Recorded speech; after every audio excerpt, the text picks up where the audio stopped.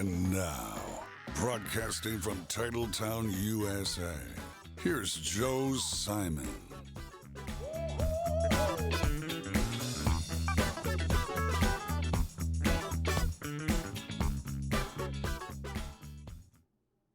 Welcome back.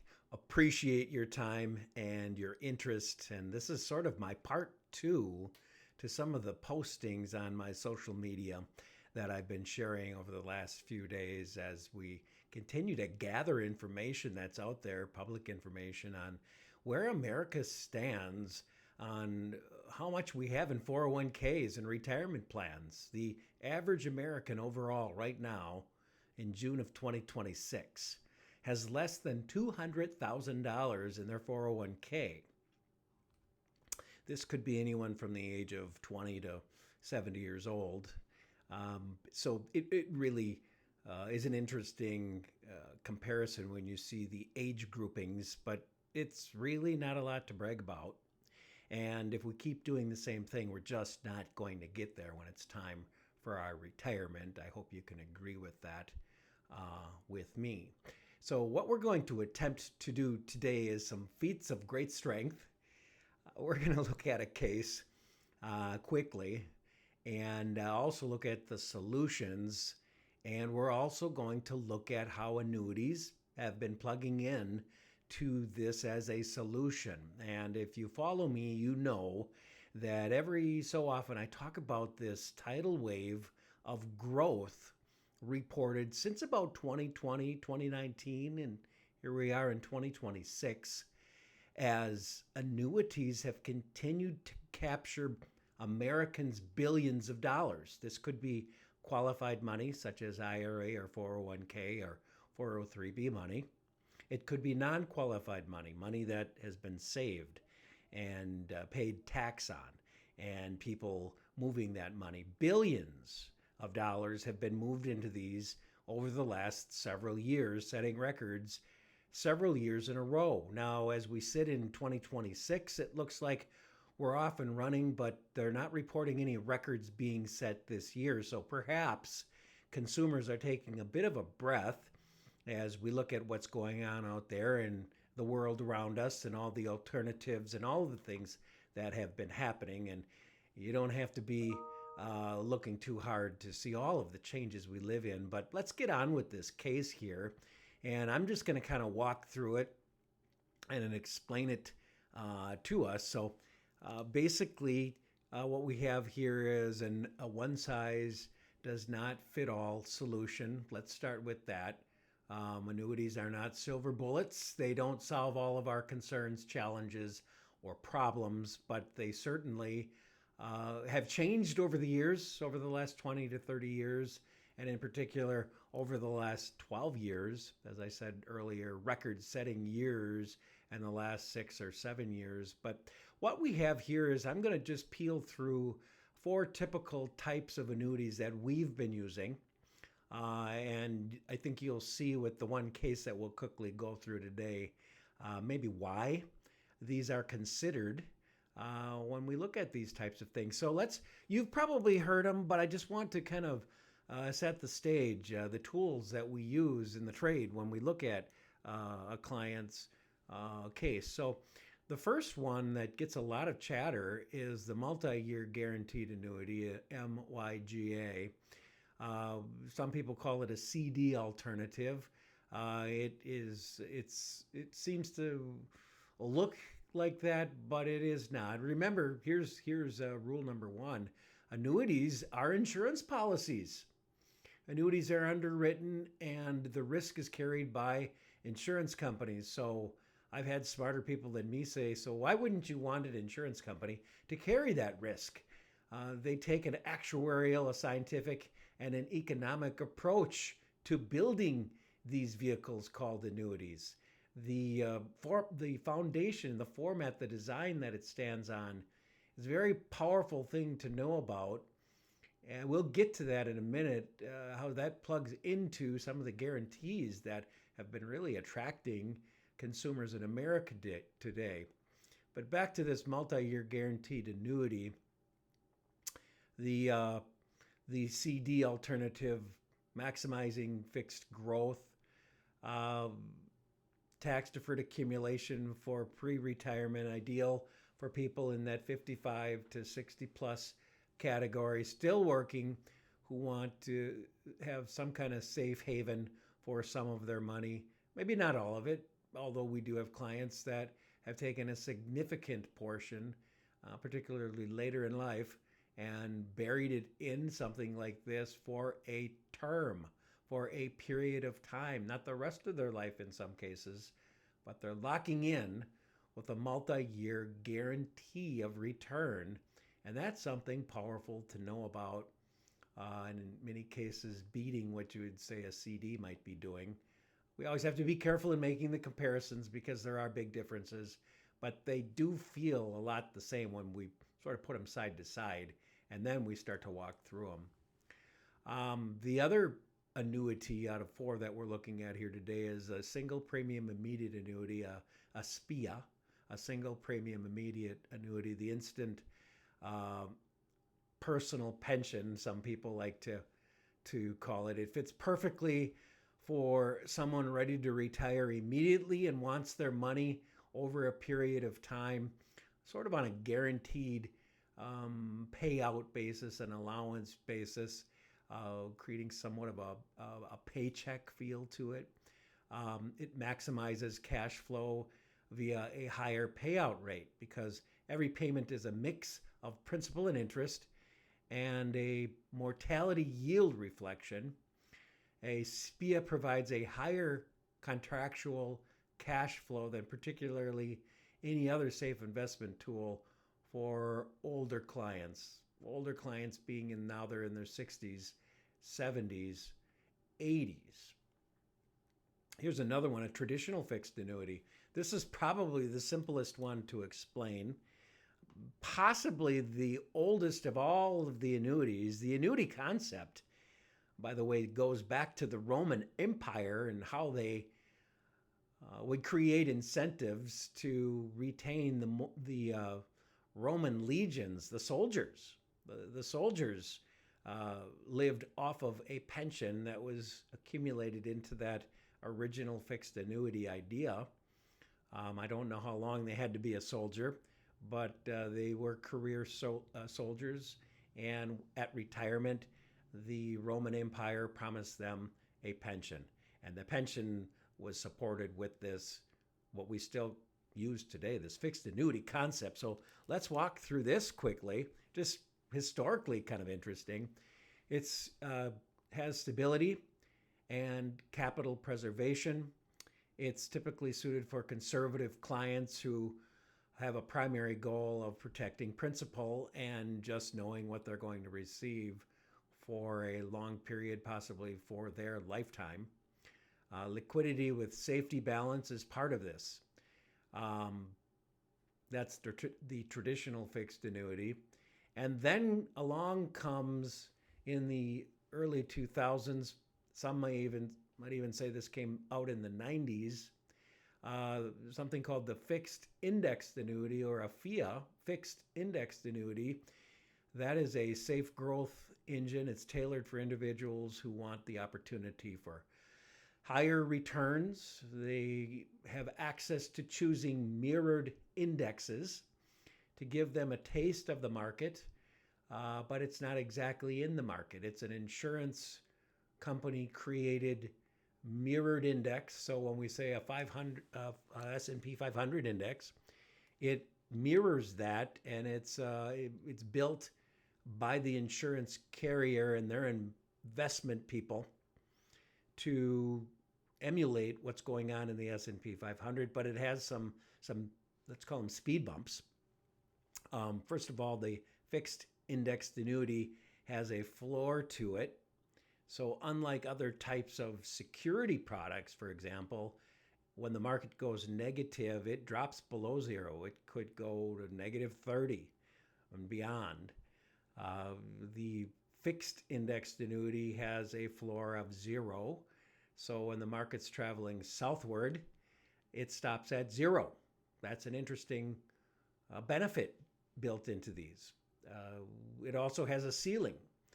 So, sort of the pros and cons to it. The market hits 20, 30% or greater.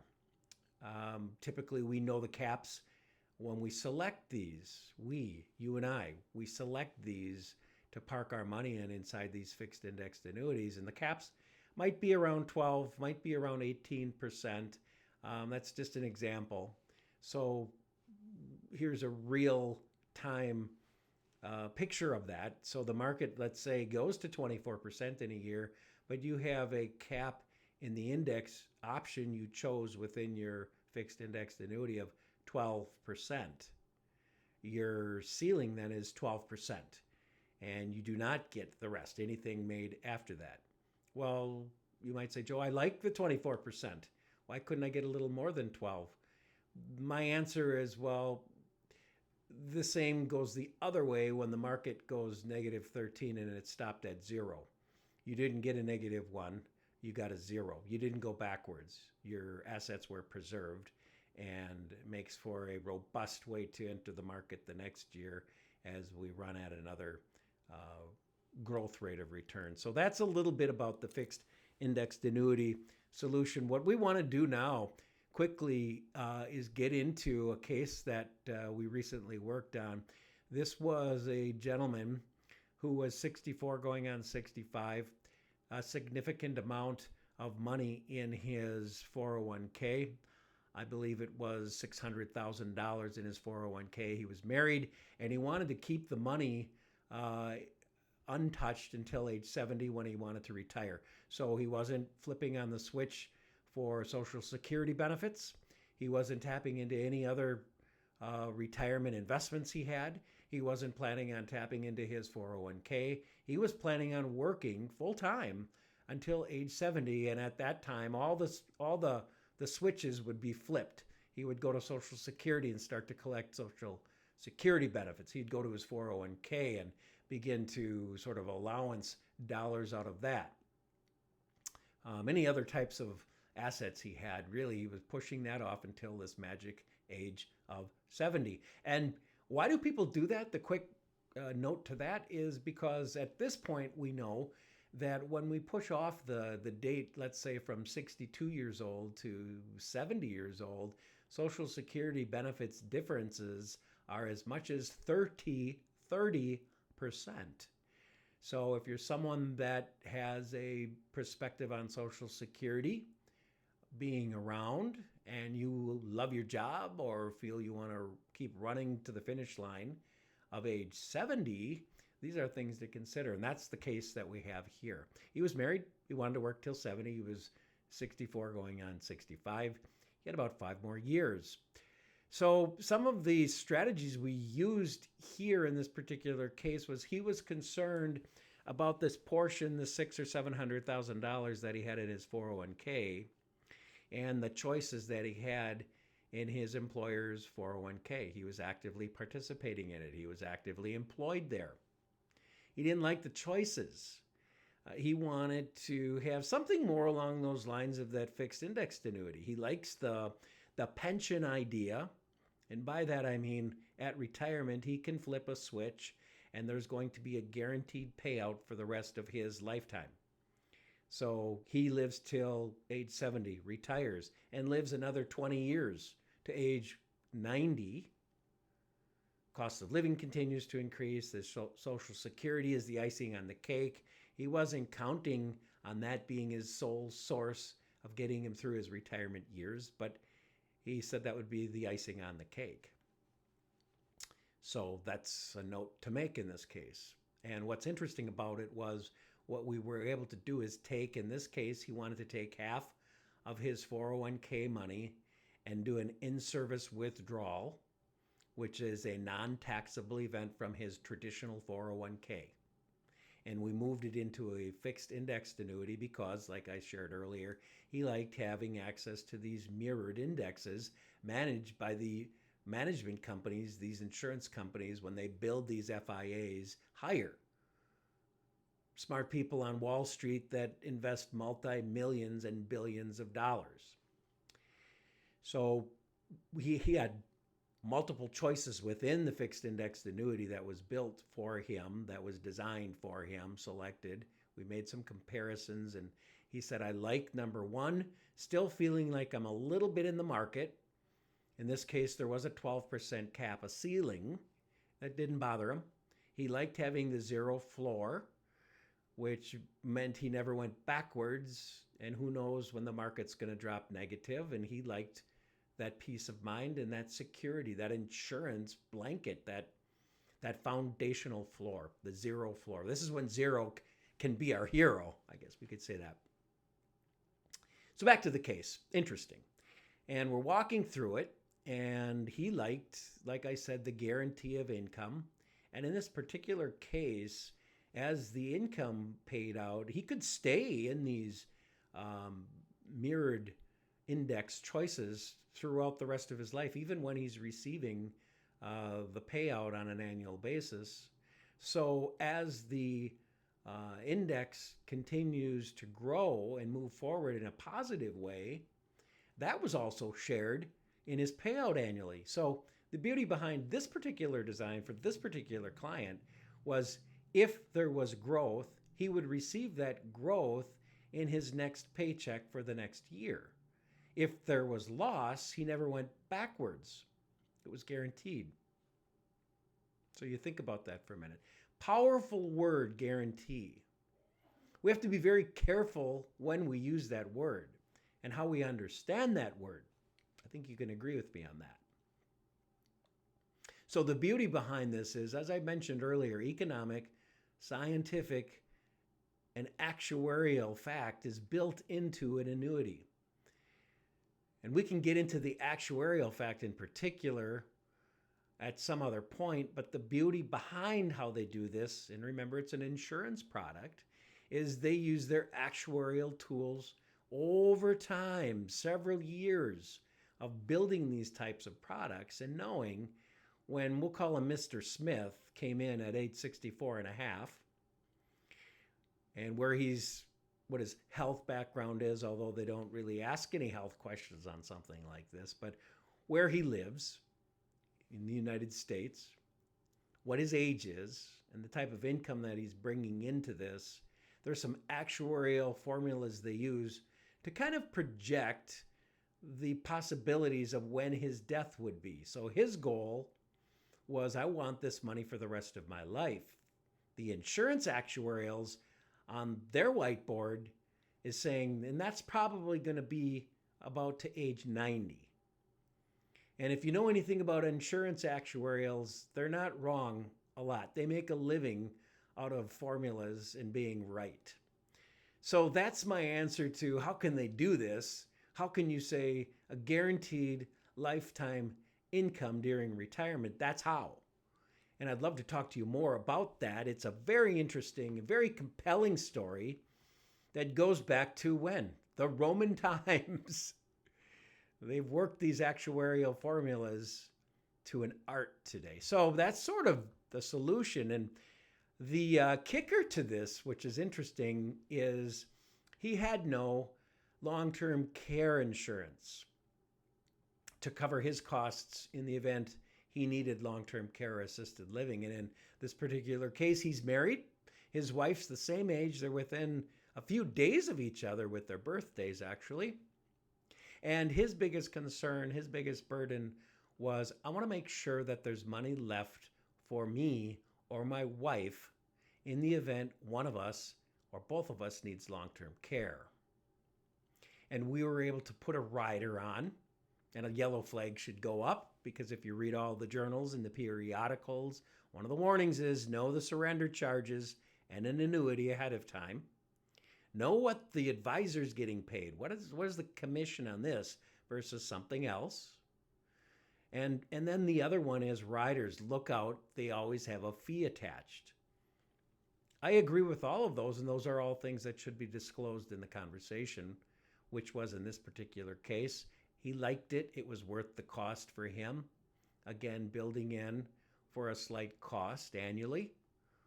Having this access to living benefits is what I would call them for long-term care. So that's really the story today. We covered a lot, a big case in a very quick period of time.